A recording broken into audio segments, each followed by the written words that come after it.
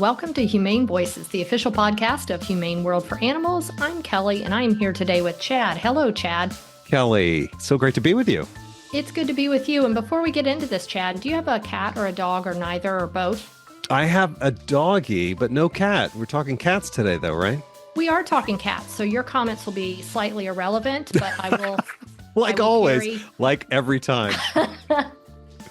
I have two cats, so I'm very, very excited. As you said, we're going to be talking all things cats today, and specifically catios.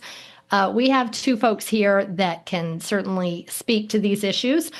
We have Danielle Bays, who is Senior Analyst of Cat Protection and Policy Team, everyone's dream job at Humane World for Animals, and Jennifer Hillman, Vice President for Wildlife Protection at Humane World for Animals. So I'm going to start with you, Danielle. Besides your title, what makes you a cat expert?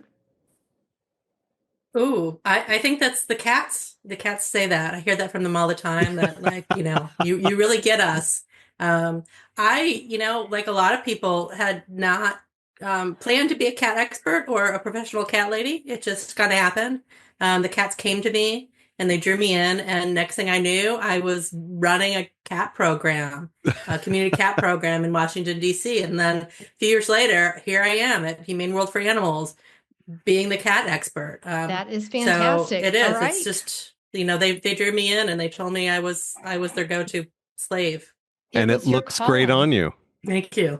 Yeah. And Jennifer, besides being extra special vice president, you too are a cat lady. So, and I think you have a catio. Is that correct? I do. I have I have had 6 cats for most of my adult life, roughly 6, between 5 and 6. We have 5 at the moment, and we do have a quite extensive catio that we've built and built onto and added onto over the years.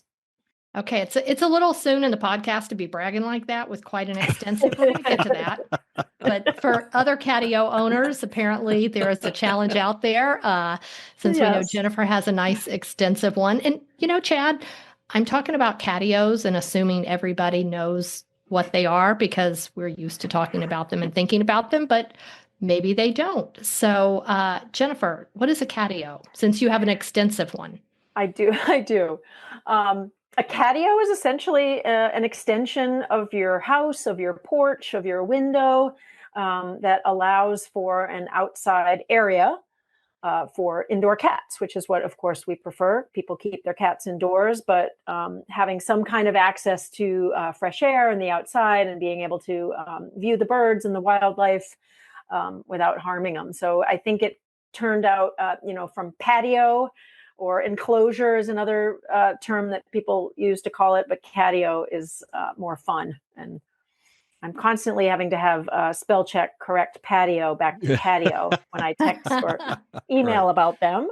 So it's a cat patio, basically. It's a cat patio, enclosed. Portmanteau. Yep. Portmanteau. That's exactly that's the correct word. I was nervous about using that. Yeah. These are big language or big words. So Danielle, tell us, I would imagine there are probably some misconceptions out there about catios. What are some of the misconceptions?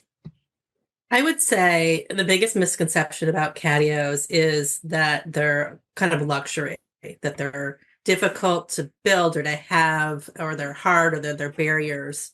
And they're kind of like one of those things that you wish you had, but you don't.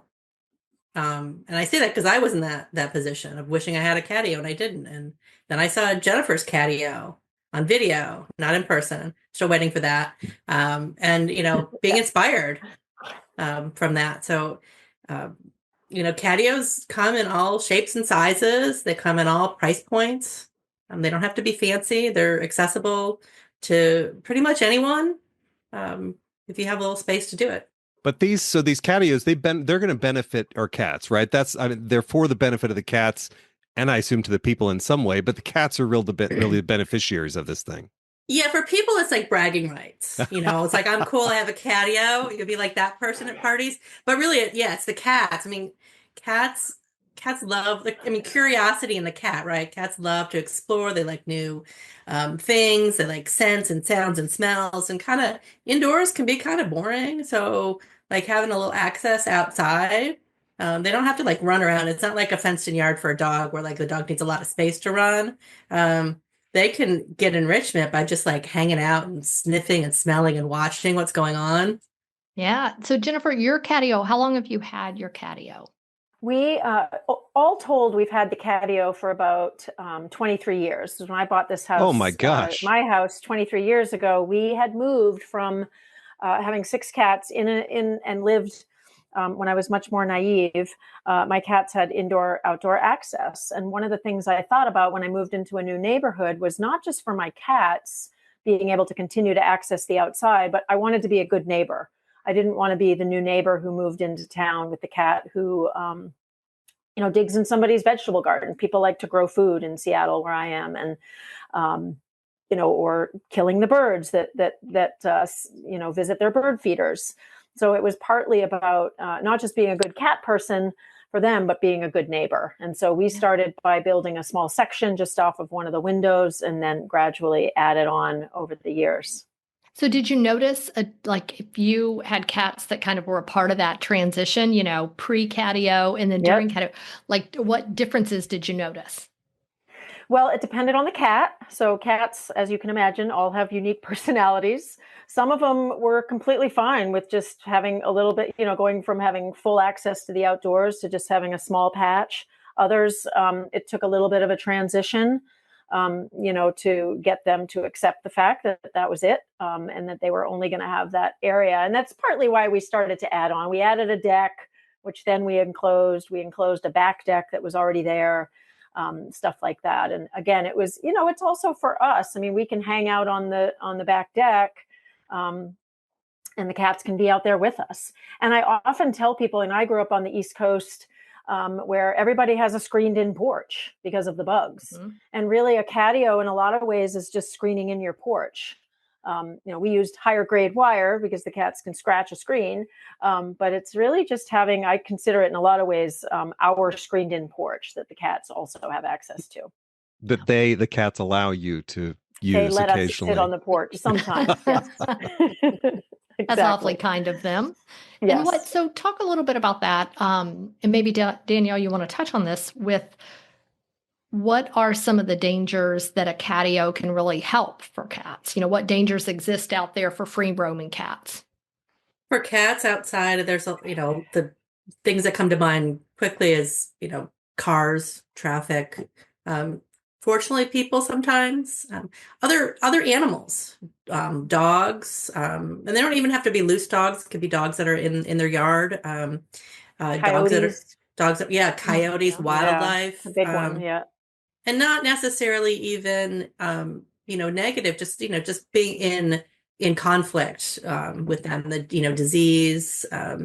It can be a tough life, and we have cats that don't have other options. That do live outdoors and aren't going to come indoors. But, if we have that ability to be able to give our cats that safe place to spend time outside, that's a great thing to be able to do.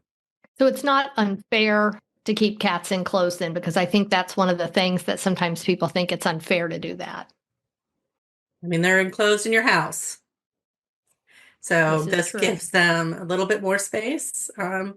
And, I've had cats that have never been outdoors before, that loved going in the catio, and then cats that had lived outdoors before that also are content to be in the catio. That gives them enough space to be able to see what's going on and explore and sleep outdoors if they want, kind of have that rough and ready experience, but also be protected. And I think as a cat owner, a cat guardian, it makes you feel more secure because I know where my cat is. I know my cat's outside. The cat's just in the catio. I can look out the window and I can see them there.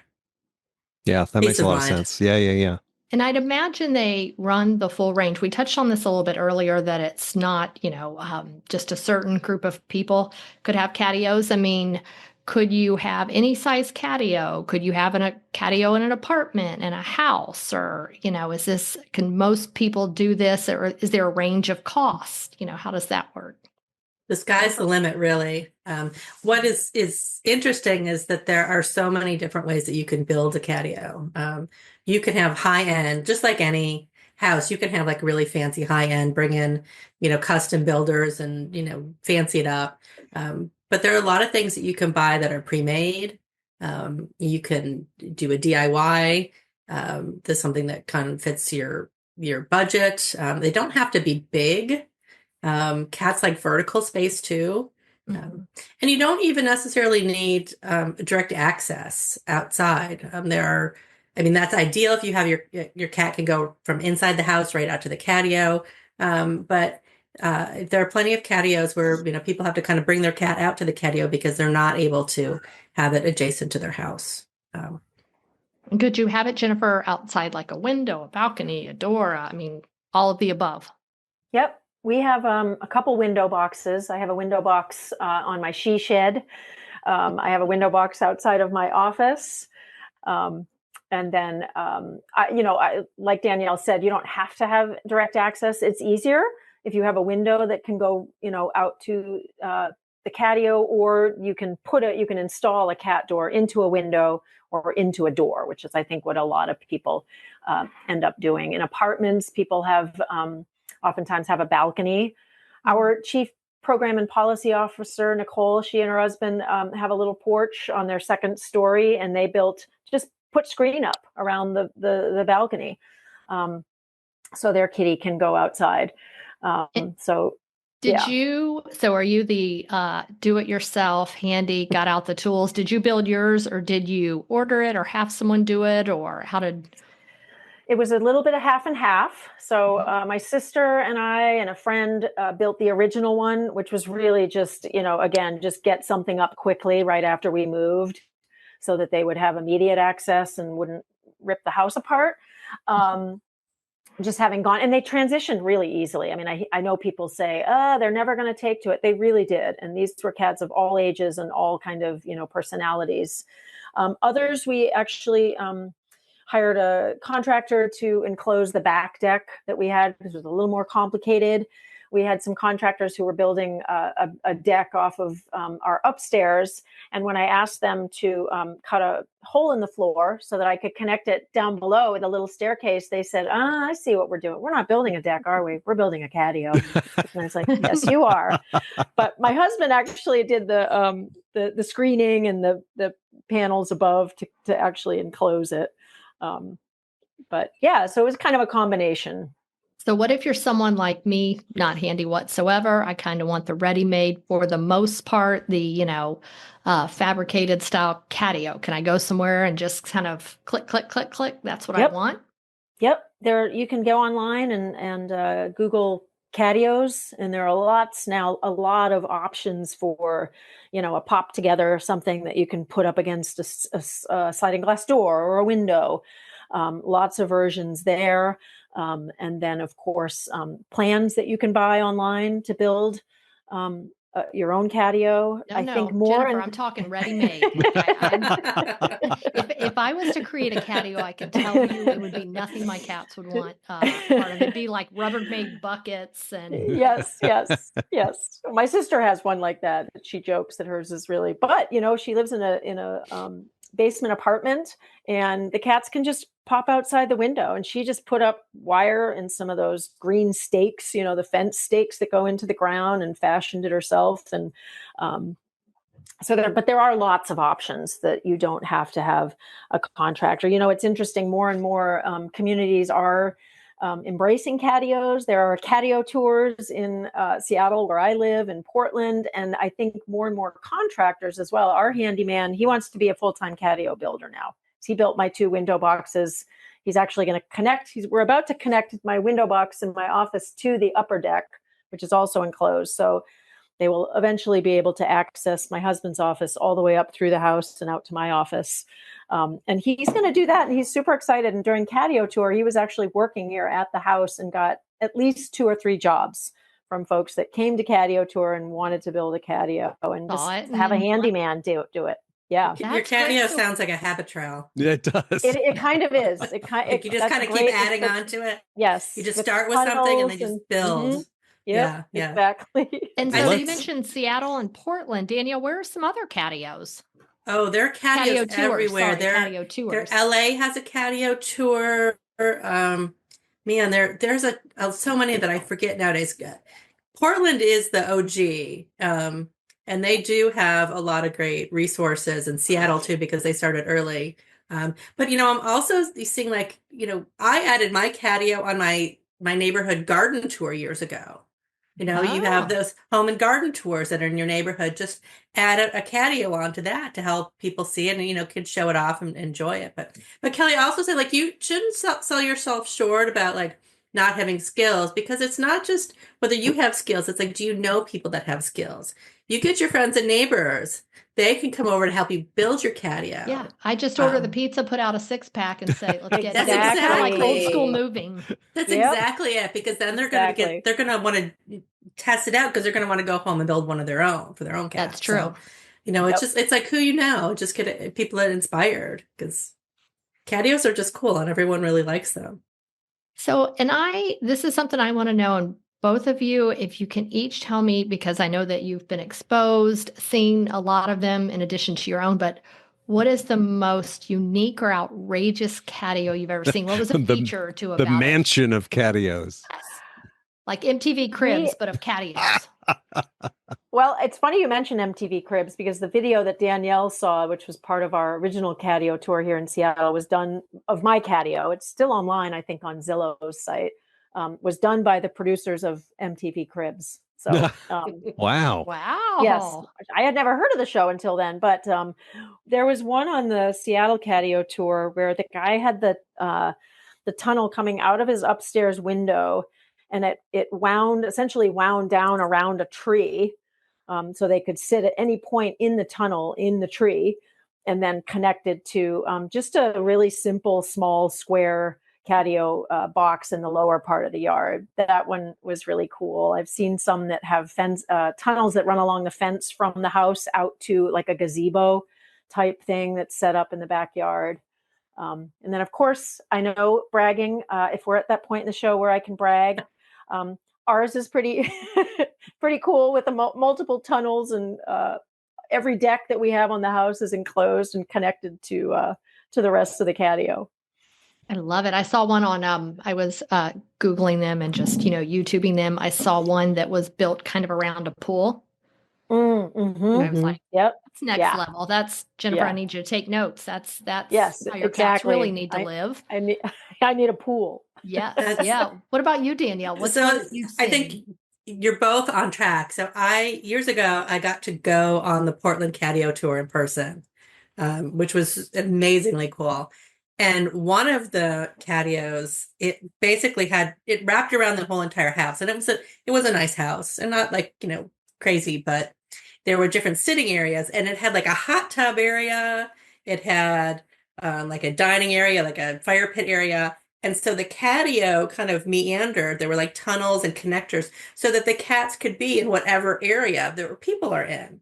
So I think that's another thing I think about, is like the cats, they want to be with you. So even if you're not in the catio with them, like you're out in your yard doing stuff, if your catio allows your cats to hang out with you and they can see you can be in that area. So that, I thought it was cool, because like you could sit in your hot tub with your cat hanging out by your shoulder Yeah. in the tunnel, or they could join you for dinner. It's like a lounge area, kind of. Yeah. And Yeah. it's still that habit trail. You kind of like keep adding to it. I think, you know, for a lot of people, you get addicted to your catio, and you keep thinking of more things you can add to Yes. it and build onto Yes. it. And, I have the upper catio and the lower catio, and, maybe there'll be a tunnel in our future.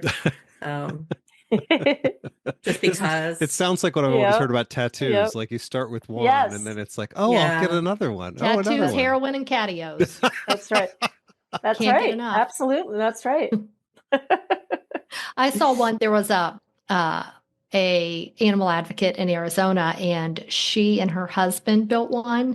And I said, "Well, which of your pets is it for?" And she said, "Well, it's not my cat. It's just a community cat that hangs out at my house." Now, Oh. this Wow. particular person spent some significant resources for this, and I said, "This is just for your like cat that hangs around the house." And I mean, it was quite an elaborate. Love that. I know. I just always thought Sweet. they're all, owned by the person building. Right. But she was like, no, I caretake for it. So we built a catio. I thought, Oh. okay, yeah. Impressive. Wow. So where could I go? Because Chad and I are now inspired. I mean, Chad, as we started the top of the podcast with, doesn't care enough about cats like we do. But let's say he gets a cat and wants to build a catio. I, live in a perfect area for one. Like, where do I go? Besides, obviously, to you all. Where would I, if someone's out there Googling, where's kind of a couple places to visit? Well, we would be remiss if we didn't direct people to our own humanepro.org website. So if you go to humanepro.org/catios, you will come to a page with a lot of resources on that can start you going down that rabbit hole or that catio hole. Yeah, capital. Yeah. Yes. I love it. And Jennifer, will we see pictures of your beautiful catio on there? Yes. I think there are pictures on Humane Pro, right, Danielle? I believe we have a couple articles that include your wonderful multifaceted catio. Yes, I did email Chad. I emailed you some photos earlier too, just in case you needed them. We will definitely make use of them. Thank you. Yeah. We'll make everybody jealous. There you go. I would say people should come out and visit. Yeah, we'll do our own personal catio tour around the Humane Voices podcast catio tour. Yes. In fact, Please. listeners, we're inviting all of you. Jennifer would like to host all of us at her catio. She will be feeding us, providing a tour. That's fantastic. Just email Chad. He will make sure and help you with that. And if you are in Seattle, there is actually a catio tour Saturday, August 19th in Seattle will be this year's Seattle catio tour. Oh, wonderful. That's awesome. Yeah, I love that you said, 22, 23 years ago, you were like an early adopter, visionary. Yes, indeed. Yep. It was out of necessity. Well, I'm inspired, Chad. You could do a doggy-o. I don't know what we call that, but let's start with the catio. I don't do. A small dog could use a catio too. So that's true. It's true. Absolutely. We're not speciesists. We are not. That's wonderful. Well, I really appreciate you all sharing with us today. I know we're going to have, get ready, Google. People are going to be looking for catios and inspiration. And I'm sure if our cats out there with catios could, they would thank you all. But Jennifer and Danielle, thanks so much. It was great to spend this time with you. And listeners, thanks for joining us. And we will see you next time on Humane Voices. Thanks so much for having us. All. It was fun. Yeah. Thank you.